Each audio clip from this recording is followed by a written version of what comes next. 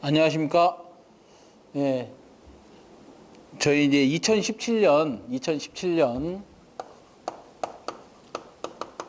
1회 전기 산업기사 2과목 전력공학 문제풀이를 시작하도록 하겠습니다. 전력공학. 자, 먼저 21번을 좀 보시면 19/1.8mm라고 되어 있어요. 19. 가닥수를 표기하고요. 한 가닥의 지름이 1.8mm라고 되어 있습니다. 의 경동선의 바깥지름을 계산하시오 그랬어요. 바깥지름. 바깥지름을 구하는 공식, 여러분들 기본적인 공식은 좀 알아두셔야 됩니다. D는 뭐예요? 2n 플러스 1 곱하기 소선의 지름이 되죠. 여기서 n은 뭐냐? n은 층수가 됩니다. 층수인데 우리 문제풀이에는 보시면 뭐 소선의 층수를 계산하시오 그러면 층수는 n은 뭐 3n에 n 플러스 어쩌고저쩌고 쭉 나와 있습니다.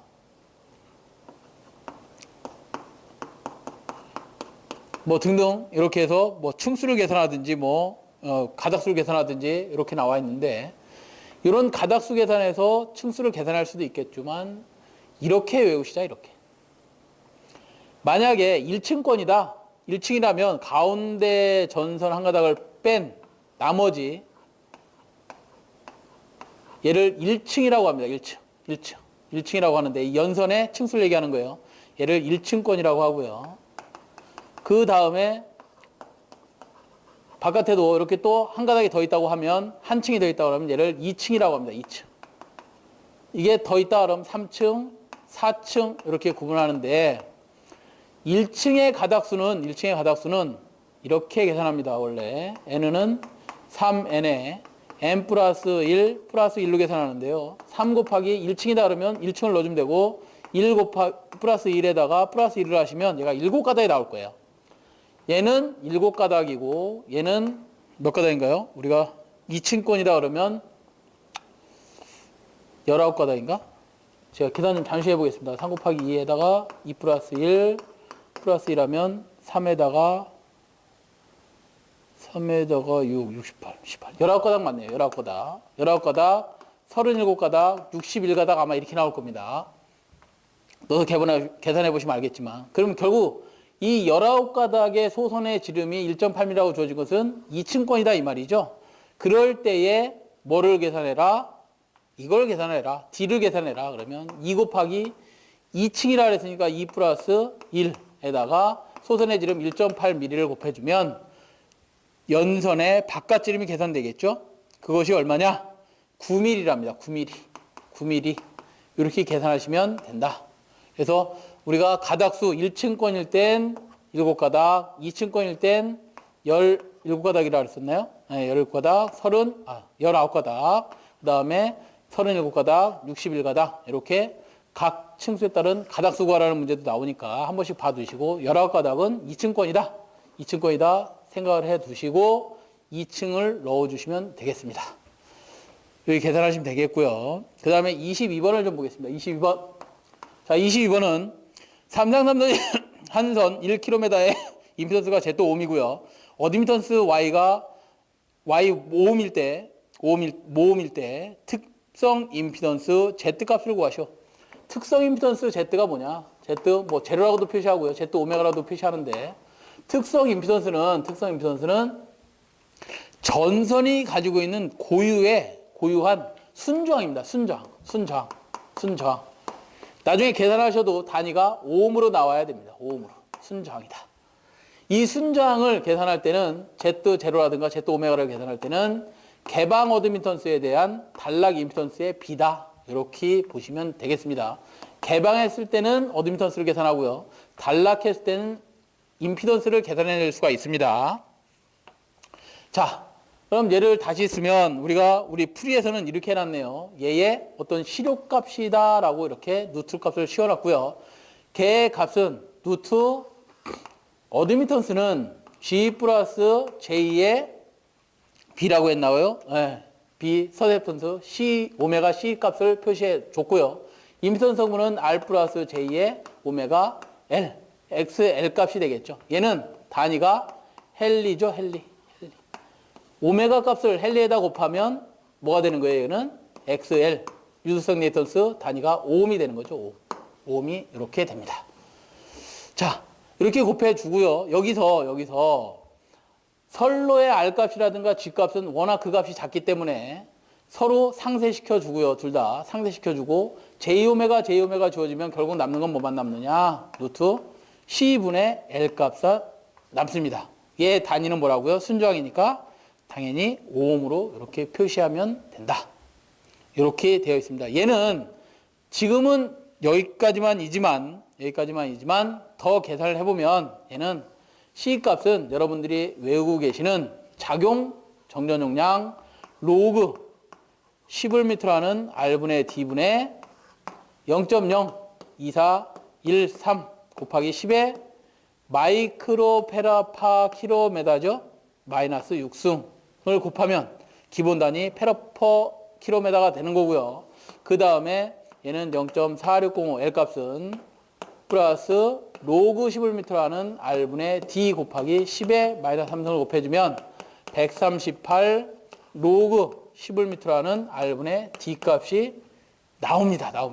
예, 기본 단위는 당연히 오hm 값이 주어집니다. 그래서 특성 임피던스는 선로가 가지고 있는 순저항값으로서 그 크기는 Z0는 루트 Y분의 Z 또는 C분의 L 이렇게 표현할 수 있다 라고 되어 있습니다. 그래서 답이 1번이고요. 여기까지도 여러분들은 알고 계셔야 된다. 이거는 과정이니까 필요 없다고 보더라도 여기는 좀 외워두셔야 됩니다. 자, 23번을 좀 보겠습니다. 23번은 역률 개선을 통해 얻을 수 있는 효과와 거리가 무엇은 역률을 계산하면 어떤 효과가 있느냐? 첫 번째 보기부터 볼까요? 1번부터 좀 보겠습니다. 1번이 답이 되네요. 1번이 답이네요. 고조파 제거에는 효과가 없습니다. 답이 1번입니다. 자, 2번도 좀 보시면 전력 손실이 경감된답니다. 전력 손실 PL은 I자승 R인데요. I자승 R이죠. I라는 놈은 우리가 V 코사인 세타 분의 P입니다. 그죠? 이거의 자승 R이니 얘를 계속 계산해 보면 V 자승이 내려오고 곱해지면 코사인 자승 세타 분의 P 자승 R입니다. 결국 전력 손실이라는 놈은 역률이 개선되면 손실이 경감이 되는 거죠. 예, 반비례하니까. 세 번째 전압 강화가 경감됩니다. 전압 강화 2는 임피던스에다가 뭘 곱한 거죠? 선로가 가지고 있는 임피던스에다가 전류 I, 부하 전류를 곱한 거죠. 이걸 다시 써보면 전압 강화라는 놈은 송전단 전압을 100 줬는데 수연단 전압이 90밖에 안 왔다. 그럼 나머지는 뭐가 되는 거야? 전압 강화가 되는 거죠. 예, 이렇게 쓸 수 있고요. 얘를 계속해서 계산해 보면 전압 강화는 I의 R 코사인 세타 플러스 X의 사인 세타로 표현할 수 있습니다. 여기서 역률이 좋아지면 당연히 전압 강화는 어떻게 된다? 줄어들게 됩니다. 전압 강화는 줄어들게 된다. 다음에 네 번째 설명량의 여유 증가가 된다 그랬는데 이거는 나중에 콘덴서 용량 계산할 때 한 번 더 해드리는 거로 하고 문제가 나온다면 답은 1번이 됩니다. 4번도 맞는 답이 됩니다. 그래서 답은 1번이다. 자, 24번 문제를 보도록 하겠습니다. 24번은 일반적으로 전선 한 가닥의 단위 길이당 작용 정전 용량이 다음과 같이 표시된다. D가 의미하는 것은 뭐냐요? D. 작용 정량 C에는 로그 10L라는 R분의 D분의 0.02413 기본 단위 마이크로페라파 킬로메다라고 했는데 여기서 D는 뭐냐요? D. 이건 등가 성간거리가 되는 거죠. 전선 간의 성간거리, 등가 성간거리가 된다. 답이 성간거리 1번에 있네요. 1번. 여기서 R은 반지름 되는 거죠. 소선 반지름. 이렇게 됐다. 자, 25번을 보겠습니다. 25번은 송전단 전압을 VS, 소스의 전압이라고 하겠습니다. VS는 154kV. 그 다음에 수전단 전압, 니시브 측 전압, VR 값은 150kV로 하겠습니다. 송전선로의 무부하 차단하였을 때, 자, 선로가 이렇게 생겼답니다. 발전단이 있고요. 선로를 통해서 우리 수용과 측의 변압기가 있고요. 여기에 소스 측의 전압, VS 측의 전압을 154kV, VR 받는 측의 전압을 150kV. 이 VR 받는 측의 전압이 150kV인데요. 150kV를 그대로 다 쓰면 전부하를 걸었다 이 말이에요. 전부하.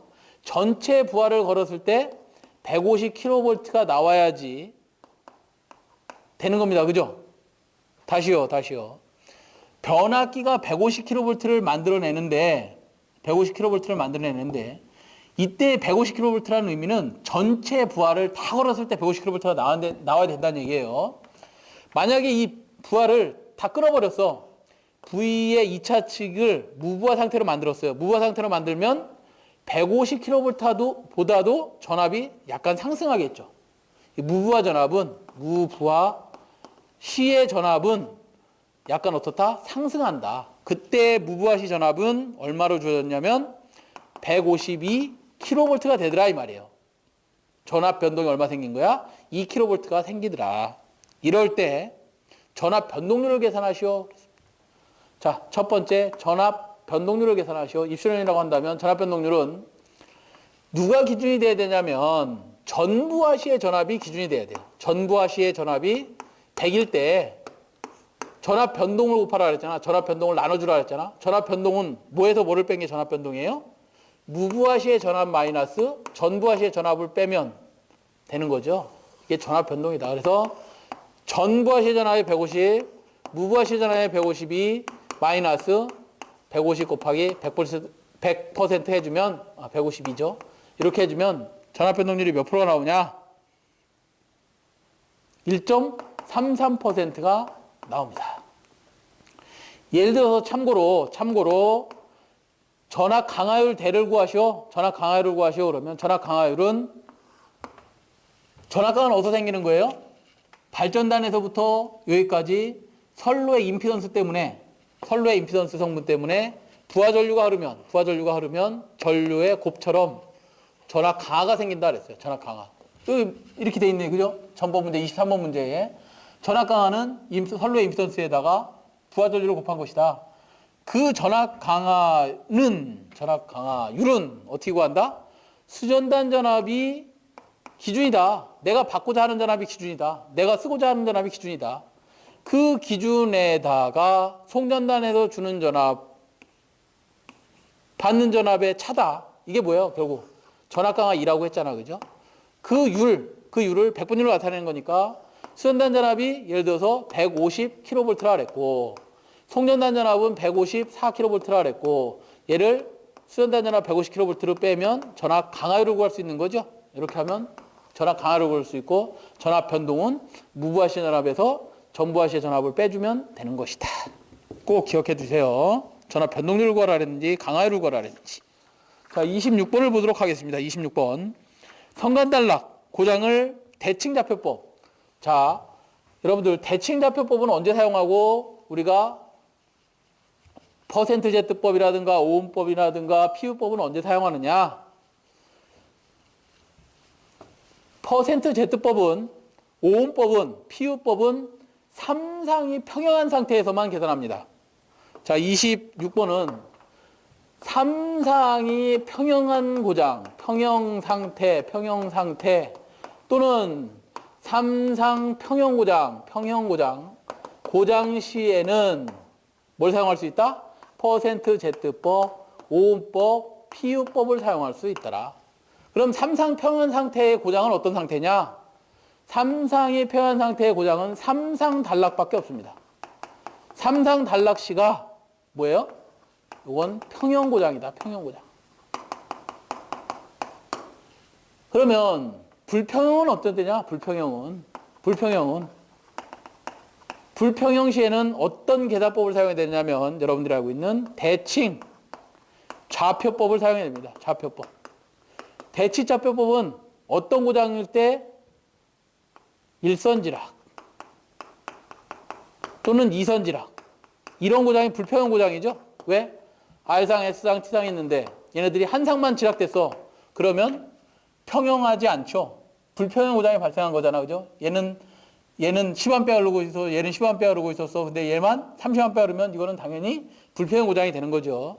이런 경우에는 뭘 사용한다고? 대칭좌표법을 사용한다.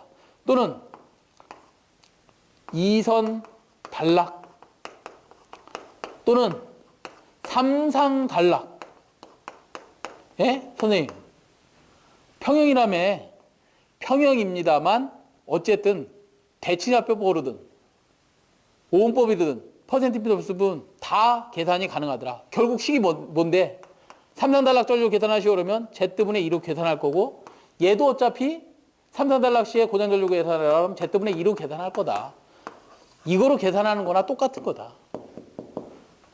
이선 단락이 발생했다. 이선 단락이 두 선 간에 이렇게 단락 고장이 발생했다. 그러면 얘는 삼상단락에서는 정상분만 고려하지만 Z1과 Z2를 고려해야 되고, 일선지락이든가 이선지락의 고장이 발생하면 Z0 영상분, 정상분, 역상분을 다 고려해야 된다. 삼상단락 시에는 뭐만 고려하면 된다? Z1 정상분 임피던스만 고려하면 되더라. 자, 문제로 돌아가서 선간단락 고장을 대칭좌표법, 선간단락을, 이선단락이 선간단락이죠. 선간단락을 대칭좌표법으로 계산해야 됩니다. 계산할 때 필요한 것을 모두 나열하시오 그러면 무슨 분과 무슨 분? 정상분 임피던스, 역상분 임피던스를 고려하면 된다. 만약에 일선지락 시에 또는 이선지락 시에 고려될 상은 뭐냐 그러면 영상, 정상, 역상분을 다 고려해야 된다라고 답을 하시면 되겠죠. 답이 3번에 있네요. 3번. 자, 27번 문제를 보도록 하겠습니다. 27번. 전력계통의 안정도의 종류에 속하지 않는 것은 안정도가 뭐냐? 안정도라는 것은 발전단에서 100메가와트를 발전을 해서 내보냅니다. 수용가에 모다가 25메가와트를 소비하는 부하가 있어요. 이것들이 서로 출력 100을 냈는데 100을 쓰고 있어. 그러면 전력 수수가 딱 맞아서 동기, 싱크로나이징 해서 잘 운전을 하고 있습니다. 싱크로나이징 하고 있어요. 그 와중에 한 대가 탈락이 됐어. 어떤 원인에 의해서 탈락이 되면 회전자가 확 회전을 해서 속도가 빨라지겠지. 왜? 선풍기에 날개가 없어진 거하고 똑같아. 그러면 당연히 속도가 빨라질 거잖아요.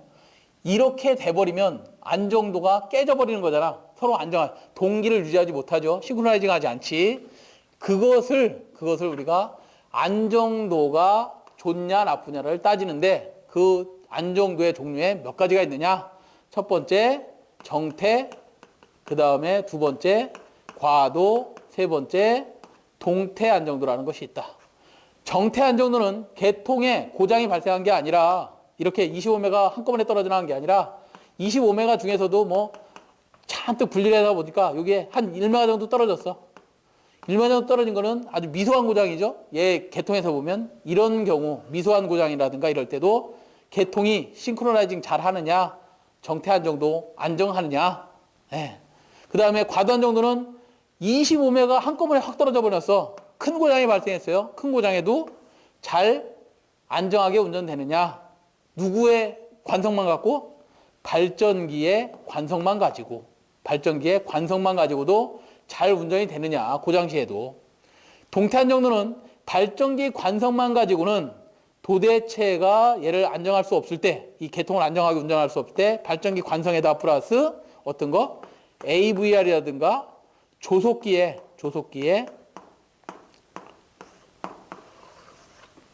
다이나믹한 동작 특성까지도 전부 다 고려해서 안정하느냐, 이렇게 물어보는 것이 안정도 종류다. 그래서 정태, 과도, 동태 안정도로 분류할 수가 있습니다. 그래서 안정도에 속하지 않는 거 하니까 상태 안정도가 있네요. 그죠? 상태 안정도는 없죠. 네. 다음 28번을 보겠습니다. 28번. 다음에 V12의 소요 원리, V12 바큐움 서킷 브레이커. 얘는 바큐움 진공 상태로 만들어준다. 진공 상태가 되면 아크가 있다 없다? 아크를 만들어낼 수가 없다. 결국 차단할 때 차단기, 바큐움 서킷 브레이커 차단기는 차단할 때 서지가 겨우 나올 수밖에 없습니다. 그 서지가 나오는 것을, 서지를 없애는 그 매질이 뭐냐? 진공 상태냐? 오일로다 서지를 없앨 거냐? 아니면 자기력으로 없앨 거냐? MBB 자기력으로 없앨 거냐? 압축 공기로 다 어떻게 빨아들일 거냐? 뭐 등등 이렇게 소매질이 차단계 종류를 결정하고 있습니다. 자, 그럴 때 소원리로 맞는 것은 했는데요. 3번에 보시면 고진공에서 전자의 고속도 확산에 의한 차단. 고진공 상태, 진공 상태를 만들어준다. 그래서 답이 3번이 됩니다. 3번. 자, 참고로 ABB는 뭐예요? 에어 블라스터 서킷 브레이커, 압축공기를 얘기하는 거고요. 그 다음에 얘를 공기 차단기라고 합니다. 그 다음에 MBB는 뭐야? 마그네틱 블라스터 서킷 브레이커, 자기력을 가지고 차단한다. 그 다음에 오일 서킷 브레이커, OCB가 되죠. OCB, 오일에 뭐 갖고 절연유 가지고 아크를 소모하는 것이 되겠고요. 또 뭐가 있을까요? 하나 뭐 빠진 것 같은데. GCB 같은 경우는 뭐예요? 가스 서킷 브레이커죠. 얘는 SF6 가지고 저 아크를 끊어버리는 거죠. 네, 좋습니다. 다음에 29번을 보겠습니다. 29번. 자, 29번은 피레기 제한전압에 대한 설명으로 옳은 것은 그랬는데요. 피레기 제한전압이 뭐냐면 이렇게 선로가 있고 이 선로 말단에 TR이라는 게 있습니다. 내가 쳤어요, 내가. 평상시에 60Hz가 잘 흐르고 있다가 내가 치면 이상한 전압이 이만하게 들어왔어. TR로 바로 들어가면 TR이 절연 파괴되겠죠. 절연 파괴될 겁니다. 절연 파괴되는 것을 방지하기 위해서 TR 전단에다가 피레기를 설치합니다. 피레기. 개평 피레기를 설치했다고 할까요? 개평. 직렬갭이 있고 특성 요소가 있죠. 이렇게 두 가지 소자로 만들어져 있으니까 개평 피레기에서 예를 들어서 이상한 전압이 들어오면 이상한 큰 전압이 들어왔기 때문에 원래는 이렇게 간격이 떨어져 있다가 여기가 아크로 이렇게 연결이 돼버릴 겁니다. 그죠? 간격이 얼마 안 떨어져 있는데 높은 이상 전압이 들어왔어. 그러면 아크가 연결될 거고, 이상한 전압이 딱 봤으니 여기가 도전로가 형성되어 있네. 길이 있다. 이 TR의 저항값은 약 8,000ohm쯤 됩니다. 얘는 대지랑 직접 접지되어 있으니까 직접 접지한 거나 똑같으니 얘는 R 값이 15ohm이잖아. 그죠? 피레기 제1중 접지 저항 15ohm입니다. 당연히 1, 2 이상 전압이 이렇게 빠지겠죠. 그러니까 이상 전압이 계속해서 빠질 게 아니라 어느 정도가 제한이 돼 버리면 이렇게 제한이 돼 버리면 작아지면 당연히 아크가 끊어질 거 아니야? 그러면 이렇게 탁 끊어져 버립니다. 그죠? 더 이상 이상 전압이 대지로 빠지지 않고 그 작아진 이상 전압이 아마도 TR 쪽으로 들어갈 겁니다. 나는 그 정도는 견딜 수 있다. 절연을 내가 그 정도는 해놨다. 라고 한다면 아무 이상이 없을 거예요. 그죠? 그때 이게 이만큼 크던 것이 작게 제한된 전압이 피레기 단자에 걸리는 전압. 그 전압을 우리가 뭐라 그러냐? 제한 전압이라고 합니다. 그래서 제한 전압에 대한 설명을 옳은 것은 피레기 동작 중 단자 전압의 파고값이다. 파고값. 답이 2번이 되겠네요. 2번. 자, 30번을 보겠습니다. 30번. 3300의 60Hz 디진 역률 0.6, 그 다음에 300kW의 단상부하가 있다 역률을 100%로 계산하기 위한 전용 콘덴서의 용량은 그랬습니다. 용량을 계산하시오. 우리 전력용 콘덴서를 역률을 계산하기 위해서 콘덴서를 설치할 때 QC 값은 얼마로 해야 되느냐, 콘덴서 용량을 얼마로 해야 되냐, 그런 문제인데요. 변압기가 있어요. 예를 들어서 변압기가 있고 여기다 부하를 설치합니다. 이렇게 부하를 설치하는데 첫 번째 역률이 0.6이었답니다. 이때 유효전력은 300kW라고 표시하네요. 300kW. 자, 그 다음에 여기 피상전력이죠. 왜냐하면 여기가 우리 이런 백타도 가끔 전압강화식에서 전압강화식 할 때 이런 백타도 그렸을 겁니다. ER이 0도다. 기준이다. 여기에 역률 코사인 세타가 1인점이다. 역률 코사인 세타가 여기는 원래는 1인점이다. 부하는 지상의 전류를 소비하는 제2의 사인 세타 측으로 지상의 소비 전류가 흐를 것이다. 일단 전압 곱하면 이게 볼트 암페어 단위잖아요. 그죠? 이게 뭐야? 결국 피상 전력, 피의 단위잖아. 피상 전력의 단위잖아. 그죠? 이렇게 백타도를 그립니다. 나머지 이 부분은 뭐가 되는 거야? 무효 전력이 되는 거죠. 무효 전력. 그 무효 전력이 Q1이라고 한다면 Q1은 어떻게 계산한다? 유효 전력에다가 탄젠 세타 곱하면 되고, 또는 피상 전력에 사인 세타 곱하면 되네요. 유효 전력 킬로와트에다가 탄젠 세타 곱하면 된다. 이걸 1이라고 할까? 근데 얘를 계산하기 위해서 여기 0.9 정도로 얼마로 계산한다 그랬어요? 100으로 계산한답니다. 100% 계산하기 위해서는 이만한 뭘 달아줘야 돼? QC를 달아줘야 되네. 그때에 뭐 예를 들어서 얘가 0.9라고 해볼까요? 0.9. 0.9일 때 요만한 콘덴서를 달아서 0.9로 계산해 주려고 하는 거잖아. 그죠? 그때 무효전력을 Q2라고 한다면 Q2를 Q1에서 이게 Q 아니라 그랬으니까. Q2는 이렇게 한 다음에 P에다가 탄젠스 세타 2로 해주면 된다며요. 그때 콘덴서 용량은 얘에서 얘 빼주면 얘가 콘덴서 용량이 나오는 거니까 콘덴서 용량 QC는 Q1에서 Q2를 빼주면 된다 그랬어요. 그러면 P에다가 탄젠스 세타 1 마이너스 탄젠스 세타 2가 되겠네요. 이렇게. 이렇게 구하시면 된다.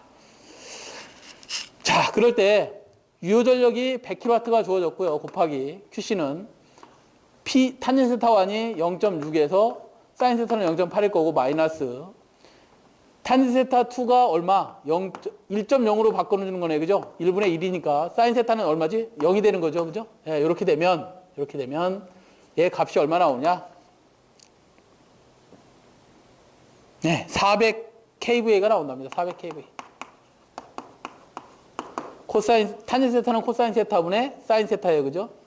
탄젠스 세타는 P에다가 곱하기 코사인 세타 1분의 사인 세타 1이고 마이너스 코사인 세타 2분의 뭐가 되는 거죠? 사인 세타 2가 되겠죠. 이렇게 될 것이다. 그래서 답이 너무 많이 구해보셔서 아마도 이거는 쉽게 구하실 것 같습니다. 자, 3번이라고 보고요. 그 다음에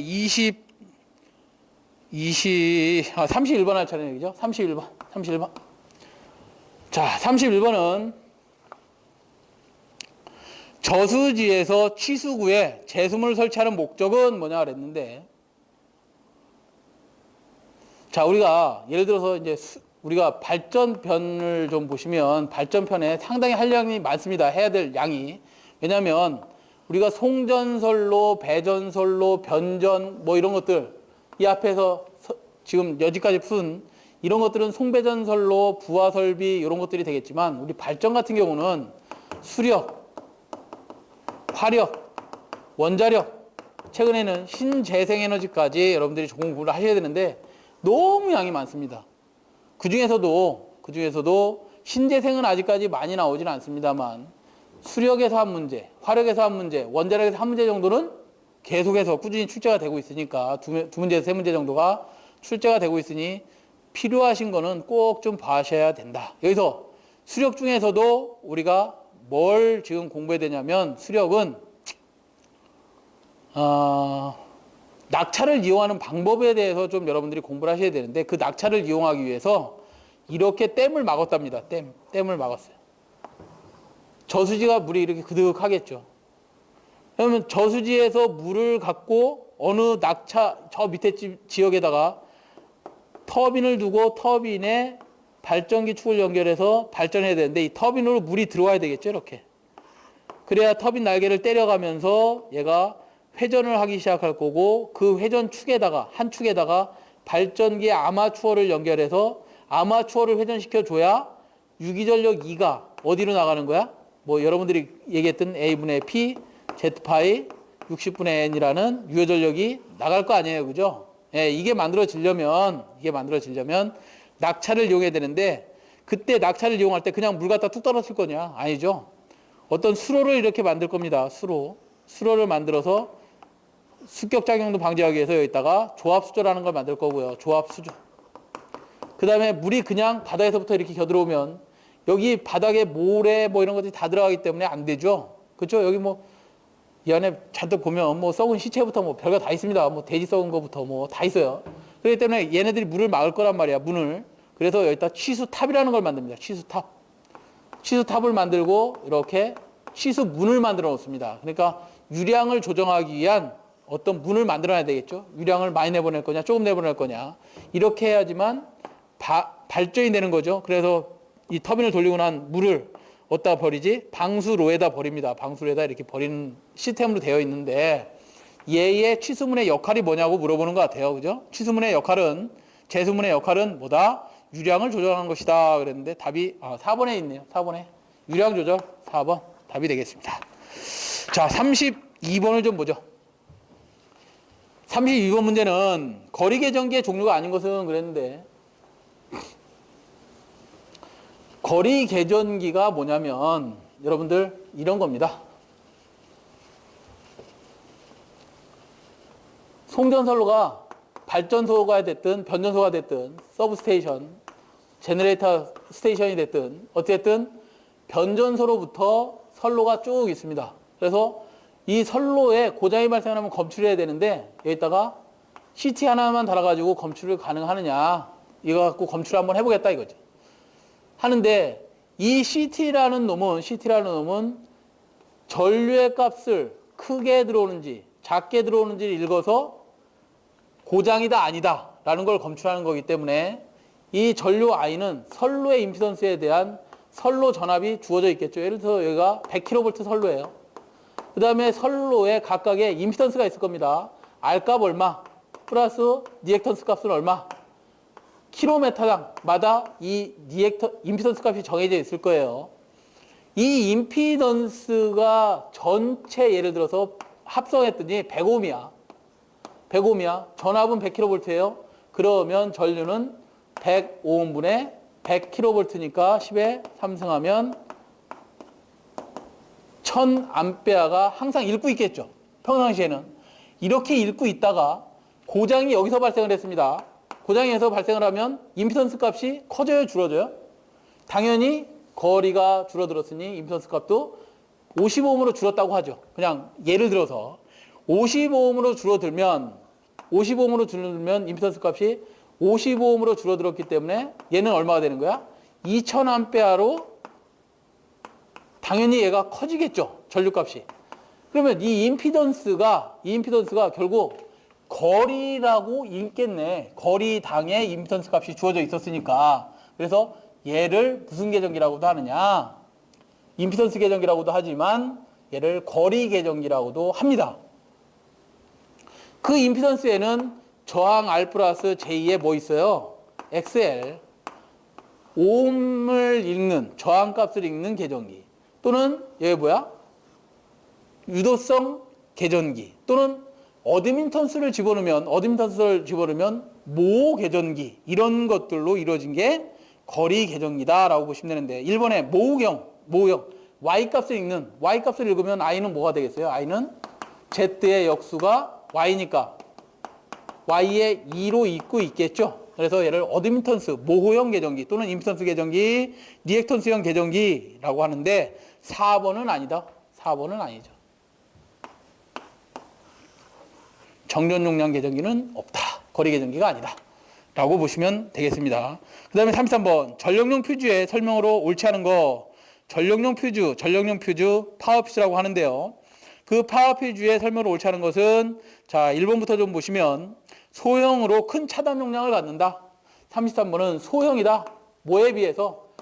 CB에 비해서 소형이다. 소형. PF 파워 퓨즈는 소형이다. 파워 퓨즈는 어디에 설치하냐면요. 나중에 이제 우리 실기에 가시면 이런 걸 배우게 됩니다. 뭐 예를 들어서 PF 12형이다. 수변전반을 짰는데 이렇게 짰다. 그래서 ASS를 거쳐서 파워 퓨즈를 달고요. PF를 달고 그 다음에 여기다가 MOF라는 걸 답니다. MOF. 메터링 아웃핏 얘가 전력을 사용한 만큼 전력 사용한 만큼 돈을 내는 전력 수급용 계기용 변성기입니다. 계기용 변성기를 달고 그 다음에 뭐 차단기도 달겠죠. 여기 변압기 보호해야 되니까 CB 차단기를 달고 TR을 설치해주고 뭐 일단 이제 부하를 이렇게 공급해주겠죠. 자, 이 CB가 하는 역할은 뭐냐면 CB가 하는 역할은 과전류 중에서도 과부하 전류하고 과부하 전류, 지락 전류 등을 검출해서 여기에 지락이 생겼다. 여기에 부하를 너무 많이 달았다. 그러면 과전류가 흐를 거 아니야? 그것들을 검출하는 역할을 하고 이 파워 퓨즈는 단락기 고장이 생기면 단락 전류를 검출하는 역할을 합니다. 이 단락 전류 검출하는데 얘 CB가 아주 비싼 놈이라 이 단락까지도 검출할 수 있는 놈으로 달아놓으면 좋겠으나 워낙 비싸요. 이것까지 기능을 집어넣으려면. 그래서 여기다가 PF를 집어넣는 거라 얘는 과부하나 지락을, 얘는 혼자서 단락을 이렇게 검출하게 해놨는데 만약에 이 CB가 단락까지 검출하게 한다고 하면 값이 비싸질 거다. 그거를 두 개를 비교해봐라 이 말이에요. 그래서 CB와 파워퓨즈는 CB에 비해서 소형으로 소형으로 큰 차단 용량을 갖습니다. 큰 차단 용량을 갖습니다. 나중에 다시 설명드리겠습니다만 큰 차단 용량을 갖습니다. 그 다음에 두 번째, 가격이 싸고 유지보수가 간단합니다. 가격이 얘에 비해서 훨씬 쌉니다. 얘는 그냥 퓨즈이기 때문에 상당히 쌉니다. 그 다음 밀폐형 퓨즈는 차단 시 소음이 없습니다. 소음이 없습니다. 다 맞네요. 4번에 과도전류에 용단되지 않는다가 아니라 과도전류에 용단되기 쉽습니다. 자, 과도전류라는 게 뭐냐? 과도전류. 과도전류는 고장전류가 아닙니다. 고장전류 아니다. 과도전류의 종류에는 뭐가 있냐면 두 가지가 있는데요. 크게 두 가지가 있습니다.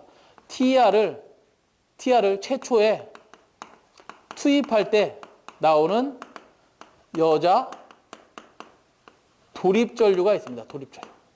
얘는 전격전류의 약 8배에서 13배까지도 튀어나옵니다. 전격전류의 8배에서 13배. 큰 전류죠. 전격전류보다도 8에서 13배라 하면 대단히 큰 전류입니다. 그러나 차단기를 최초에 투입한다. 고장이 아니죠. 그럴 때에 이 큰 전류에 의해서 단락전류로 읽고 얘가 동작하면 안 됩니다. 특성을 다 뒤로 빼놨어요. 동작 못하게. 그 다음에 과도전류에는 전동기를 기동할 때 전동기 기동전류가 전격전류의 약 6배에서 8배 정도까지 튀어나옵니다. 상당히 큰 전류예요. 그러나 전동기를 기동하는 전류는 고장전류는 아니죠. 이거에 의해서 얘가 차단되면 안 되는데 끊어질 수가 있어요. 끊어질 수가 있습니다. 그래서 4번의 과도전류에 의해 쉽게 용단되지 않는다가 아니라 쉽게 용단될 수가 있어요. 그렇지만 그 용단되지 못하게 이런 이상한 전류, 과도전류에는 동작하지 않게 특성을 저 뒤로 이렇게 빼놨습니다. 저 뒤로 빼놨어요. 그래서 고장전류가 들어오더라도 이 과도전류가 들어오더라도 동작하지 않게 이렇게 해놨어요. 이런 특성을 나중에 다 배우시게 될 겁니다. 그래서 답이 4번이 되겠고요. 자, 그 다음에 34번은 갈수량이란 어떤 유량을 얘기하는가 그랬는데요. 이것도 발전 문제네요. 34번. 갈수량이란 그랬는데 이건 좀 외우셔야 되는 문제 중에 하나입니다. 그러니까 이런 어떤 저수지가 있어요. 저수지를 이렇게 파놨어요. 저수지 물량이 많아야 그득해야 여기서 파이프 꽂아가지고 낙차를 이용해서 터빈을 돌리고 터빈을 돌린 다음에 발전기 아마추어를 돌려서 발전을 할 거 아닙니까? 그죠? 그 물량이 항상 1년 평균에서 어느 정도나 있는지를 우리가 항상 알고 있어야 돼. 그거를 우리가 측정을 하는데 어떻게 하냐면 맨 밑에 1년 365일 중에서 355일 정도는 요 정도밖에 물이 없다. 그걸 우리가 갈수기라고 합니다. 갈수기. 그걸 양으로 따지면 갈수량이라고 합니다. 또는 1년 365일 중에서 물을 평균 해봤더니 365일 중에서 275일은 요 정도 항상 물이 있대. 그걸 우리가 저수량이라고 합니다. 그러니까 그 다음에 1년 중에서 95일 정도는 항상 물이 요 정도는 있다고 합니다. 그 있는 정도 95일 정도를 우리가 평수량이라고 한다. 평수량. 항상 거의 그득하게 있다. 얼마 정도 그득하게 있는 것을 우리가 며칠로 보나요? 갈저평 갈저평. 아이고 죄송합니다. 이게 평수량이 185일이네요. 네, 제가 숫자가 잠깐 착각이 됐습니다. 요 95일이 우리가 갈저평 풍수량이라고 합니다. 풍부하게 있다. 풍수량이라고 합니다. 그래서 여러분들이 외우실 때에 어떻게 해야 되냐면 갈저평풍이라고 외우시면 됩니다. 갈저평풍. 그 중에서 355일은 갈수량, 275일, 185일, 95일 이렇게 외우시면 되겠습니다. 그래서 갈수량은 1년 365일 중 며칠? 355일. 몇 번에 있죠, 답이? 이상, 이보다 내려가지 않는 수위. 그래서 답이 4번이 되겠네요. 4번. 자, 35번. 아주 중요한 문제입니다. 35번은 여러분들이 이론뿐만 아니라 실기에서도 실기 변압기 편에 가시면 전부 다 이 문제입니다. 35번은 반드시 알아두셔야 되는 문제. 자, 35번. 어떤 건물에서 총 설비 부하 용량이 700kW, 수용률이 70%라고 하면 변압기 용량은 최소 몇 kVA로 해야 하는가 그랬습니다. 해야 하는가 그랬는데 이런 얘기예요. 변압기가 있고요. 여기에 부하가 쭉 이렇게 있습니다. 부하가 여러 개가 있나요? 하나 있나요? 부하가 하나로 돼 있네요. 어찌됐든 이렇게 부하가 있습니다. 이렇게 부하가 있을 때 이 변압기 용량을 한번 계산해 보라는 거야. 변압기 용량은 기본 단위가 kVA로 계산하시오. 용량은. TR 용량은 kVA로 계산합니다. 자, 그러나 우리가 수용가에서 쓰는 이런 부하들, 이거 40W짜리인가요? 20W짜리인가요? 형광등. 어쨌든 단위가 뭐야? 와트 단위로 사용하고 있습니다. 와트. 와트가 뭐야? 유효전력의 단위죠. 유효전력.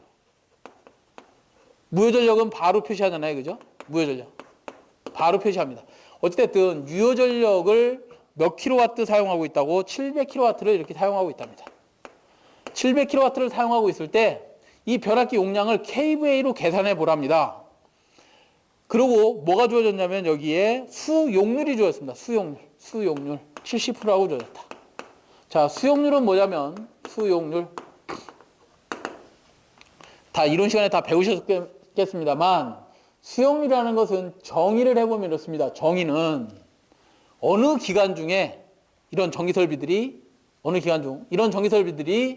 동시에 사용되는 정도입니다. 그러니까 우리 방에 이 방에 예를 들어서 에어컨, 히터 등까지 다 포함해서 700kW가 있습니다. 그렇지만 에어컨하고 히터를 같이 쓰지는 않을 거 아니에요. 그죠? 그 쓰는 비율, 에어컨 틀 때는 히터는 꺼 있으니 그때의 비율이 약 70% 정도를 사용하고 있다. 그게 수용률이다. 수용률이 뭐라고요? 어느 기간 중 전기설비가 동시에 얼마 정도 사용되느냐? 그 정도를 수용률이라고 한다. 그 수용률이 70%다. 그러면 실제는 700kW지만 여기 수용률을 적용하면 몇 킬로와트만 쓰고 있다는 거야, 여기에는. 77에 49, 490kW만 사용하고 있다. 자, 490kW만 사용하고 있는데 얘를 kVA로 바꾸려고 하다 보니 우리가 이런 경우네, 이런 경우.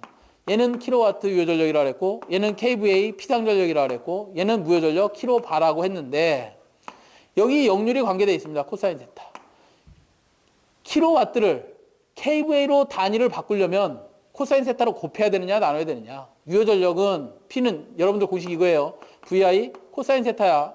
이 중에서 kVA를 구하래. kVA는 여기 볼트 암페어잖아요. 그죠? 볼트 암페어. 이걸 킬로로 표시했을 뿐이지. 볼트 암페어를 계산하려면 킬로볼트 암페어를 계산하려면 코사인 세타를 이항에서 킬로와트를 나눠줘야 될 거 아니에요. 그죠? 여기 킬로와트를 뭘로? 코사인 세타로 나눠야 kVA가 나오더라 이 말이지.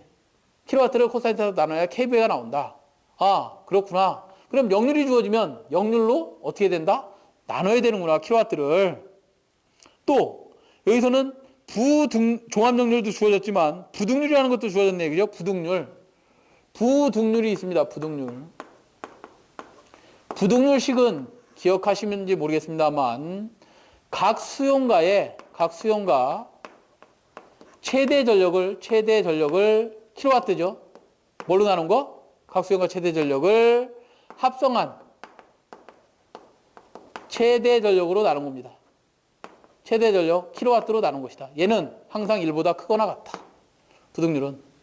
그러니까 합성한 최대 전력 킬로와트를 각 수용가의 합성한 최대 전력 킬로와트를 구하려면 그게 변압기 용량을 결정하니까 부등률로 뭐를 나눠야 된다? 각 수용가의 최대 전력을 나눠야 된다. 각 수용가 최대 전력 킬로와트를 나눠야 된다.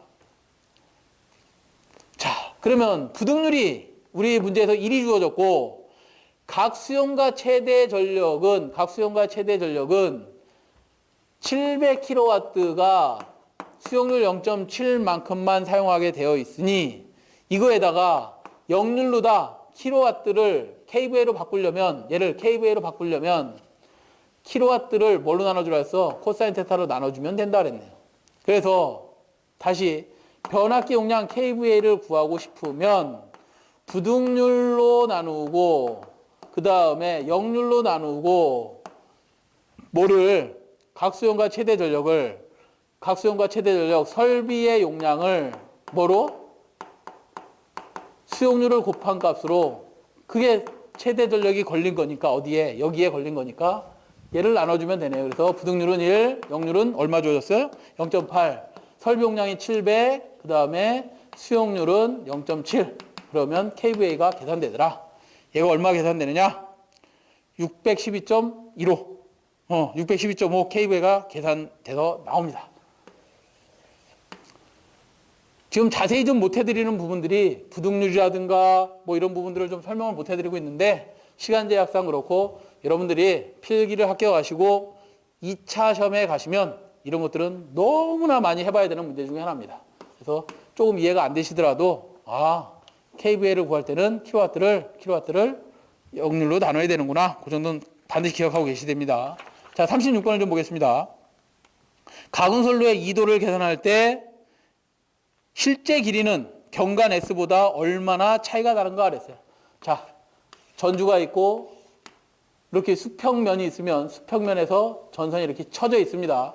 전선이 쳐져 있는 요 정도를 딥이라고 하고요. 그죠? 딥, 2도 D라고 하고 그 다음에 전선의 실제 길이는 요만큼 들어간 거죠? 예, 경관은 요만큼이지만 전선의 실제 길이는 요만큼 들어갔을 겁니다. 그 전선의 실제 길이 L을 구해봐라. L은 S 플러스 3S분의 8 D의 자승이죠. 네. 이 중에서 S보다도 실제 경관보다도 얼만큼 더 거리는 늘어난 거야? 요만큼이 더 늘어난 거죠. 요거 구해봐라. 3S분의 8D의 자승에서 답이 몇 번에 있나요? 4번에 있네요. 4번. 자, 다음에 37번을 보겠습니다. 37번은 유도례에 대한 차폐에 가공지선이 있을 경우 건전상에 유기되는 전하를 Q1, 가공지선에 없을 때 유기되는 전하를 Q0라고 할 때 가공지선의 보유율은 어떻게 되느냐? 가공지선 철탑이 있으면 철탑이 맨 꼭대기선에 설치된 거 얘를 가공지선이라고 하고요. 여기에 애자가 있으면 철탑에 암이 있으면 여기다 애자가 달려 있을 거고 전선이 아마 이렇게 가선이 되어 있을 겁니다. 그죠? 이렇게 가선되어 있는데 얘가 없다면 여기 불평이 생겼을 때 옆에 통신선이 있다면 통신선으로 아마도 얘가 없을 경우에 이렇게 자장권 안에 있으면 얘의 유도장애를 일으킬 겁니다. 근데 유도장애를 일으킬 건데 그 유도장애를 경감하기 위해서 여기다가 또는 가공지선을 설치해 놓으면 목적이 뭐가 됐든 뭐 내로부터 전선을 보호하게 됐든 유도장애를 줄이게 됐든 어쨌든 가공지선을 이렇게 설치하면 당연히 유도되는 전압이 얘는 플러스 전하를 띠고 있고 이 아래는 마이너스, 이 위에는 플러스, 그 다음에 여기는 마이너스 전하를 띠고 있다면 서로 자장권이 이렇게 형성되고 얘는 이렇게 반대로 유기될 거 아니에요. 그러다 보니 서로 상쇄를 합니다. 서로 상쇄시키는데 얘가 있음으로써 30에서부터 50%까지 유도장애가 경감이 됩니다. 이 유도장애가 경감되는데 그 공식이 어떻게 되냐 이거 물어보는 것 같아요. 그죠? 보혈은 그렇죠? 있을 때와 없을 때 분의 없을 때 이렇게 나누시면 되겠네요. 그래서 답이 몇 번이냐면 2번이 답이 될 것 같아요. 2번. 자, 2번이 답이 되겠고요. 38번 볼까요? 자, 38번은 동작 전류가 커질수록 동작 시간이 짧게 되는 특성을 가진 계전기 특성을 자꾸 물어보는데요. 여러분들이 계전기 하면 굉장히 어려워합니다. 계전기라는 것이 어떤 동작 특성을 가지고 있는데 우리 책에서는 그냥 표현을 말로 다 해드렸는데 옆에다 이런 그림을 하나 그려놓으시면 가로축을 우리가 전류의 크기라고 하고요. 전류 크기라고 하고 세로축을 동작 시간 세크라고 하죠. 세크라고 한다면 어느 전류 이상이 되면 이제 계전기가 동작을 해야 되는데 일정한 전류 이상이 되면 계전기가 동작을 할 겁니다. 그것이 계전기 특성을 이렇게 정해놨어요. 어느 전류 이상이 되면 즉시 동작하는 계전기를 우리가 순시 계전기라고 합니다. 어느 전류 이상이 되면 동작 시간을 세팅을 해놨어. 세팅을 해놓은 게 있습니다. 이렇게 세팅해놓은 때 그대로 동작하는 전류의 크기에 관계없이 세팅해놓은 시간에 바로 동작하는 것을 우리가 정해진 시간에 동작한다 해서 정한시 계전기라고 합니다.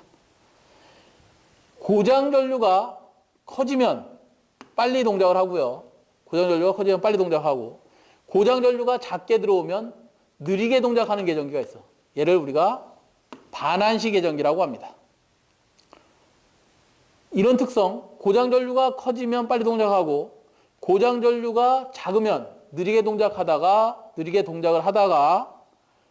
정해진 전류 이상이 되면 동작하는 정한시성, 정한시, 반한시 계전기가 있습니다. 반한시 계전기. 얘는 반한시 계전기. 이렇게 네 가지 특성들이 있더라. 그래서 우리 문제에서 물어보는 것은 동작 전류가 커질수록 동작 시간이 짧게 되는 거. 동작 전류가 커지면 빨리 동작하고 동작 전류가 작으면 느리게 동작하는 계전기 반한시 계전기죠. 그래서 답이 1번이 되겠습니다. 자, 39번 볼게요. 39번. 39번은 전력 원선도의 가로축과 세로축. 전력 원선도는 이런 거죠. 전력 원선도의 가로축은 유효전력을, 세로축은 무효전력을 나타내면서 우리가 송전단에 전력 원선도를 그려라. 그러면 송전단 전력 원선도를 그리고 수전단 측을, 여기를 송전단 측이라고 합니다. 그 다음에 수전단 측에 전력 원선도를 그려라. 그러면 수전단 측에 전력 원선도를 그려서 얘는 유효전력이 얼만큼 내보내야지만 되는지, 유효전력을 얼만큼 내보내면, 예를 들어서 100메가와트를 내보내면 손실 등을 고려해서 수전단에서는 몇 메가와트를 수전하는지, 뭐 PS라고 할까요? PS를 100을 냈는데 90만 받았다. 그러면 송전 전력을 100을 냈을 때 수전단 전력이 90이 들어가는구나. 선로의 설치 조건에 의해서 이런 것들을 어떤 점을 찍어가면서 알아보기 위해서 만든 게 전력 원선도입니다. 또 유효전력을 얘가 예를 들어서 100메가와트를 내보냈는데 90메가와트를 받기 위해서는 얘가 무효분, 조상설비를 얼만큼만 주면 되는구나. 수용가에서는 너 이거 다 90을 받기 위해서는 여기다가 콘내서 이만한 거 다뤄야 돼 라고 표시해 주는 거. 이런 것들을 다 그냥 임의대로 알아볼 수 있는 것이 전력 원선도다. 지금은 이렇게 안 합니다. 옛날에 우리나라 설비가 작을 때 기계로 갖고 컴퓨터가 없을 때 그때 전력 원선도를 그렸던 거고, 지금 이런 원선도를 그려서 가로축은 전력을 알아볼 수 있고 유효전력을 알아볼 수 있고 세로축은 무효전력을 알아볼 수 있는 선도를 우리가 전력 원선도라고 한다. 그래서 답이 2번이 되는 겁니다. 2번. 가로축은 유효전력, 세로축은 무효전력. 마지막 문제 40번 문제를 보겠습니다. 40번 문제. 자, 40번은 직접 접지 방식에 대한 설명이 아닌 것은 그랬는데 직접 접지. 자, 우리가 직접 접지를 하면 간단하게만 좀 직접 접지에 대해서만 설명을 드리겠습니다. 직접 접지를 하고 한 상이 지락되면 건전한 상의 전위 상승은 75%, 약 0.75로 전위의 상승이 되지 않습니다. 그렇지만 이 직접 접지에서 고장이 생겼을 때 고장 전류가 3I0로 대단히 큰 전류입니다. 이거는 삼상 단락 전류하고 거의 비슷해요. 큰 전류가 어디로 들어가는 거야? 지구를 통해서 접지점으로 들어가기 때문에 이 전류에 의해서 통신선의 유도장애도 크게 일으키고요. 고장도 크게 일으킵니다. 고장 전류가 큰 만큼 안정도도 좋지 않습니다. 안정도도 나쁘다. 대신 고장이 아닌 직접 접지를 해놨을 때 평상시에는 대지의 전압이 0V, 중성점의 전압도 이론적으로 0V이기 때문에 절연을 뭐 할 수 있다? 작게 해도 됩니다. 전위 상승도 안 되기 때문에 절연을 작게 할 수 있다. 이런 단점이 있는데 그거 가지고 문제를 만든 것 같습니다. 40번 직접 접지 방식에 대한 설명이 아닌 것은 그랬는데 1번 과도 안정도가 좋다? 안정도 나쁘다 그랬잖아. 그죠? 방금 전에. 그죠? 고장 전류가 크기 때문에 안정도가 좋지 않습니다. 답이 1번이 되네요, 벌써. 네, 나머지는 한 번씩 읽어보시고 답을 체크하시면 되겠습니다. 네, 이렇게 해서 17년도 1회 산업기사 2과목 전력공학 문제풀이를 마치도록 하겠습니다. 고생하셨습니다.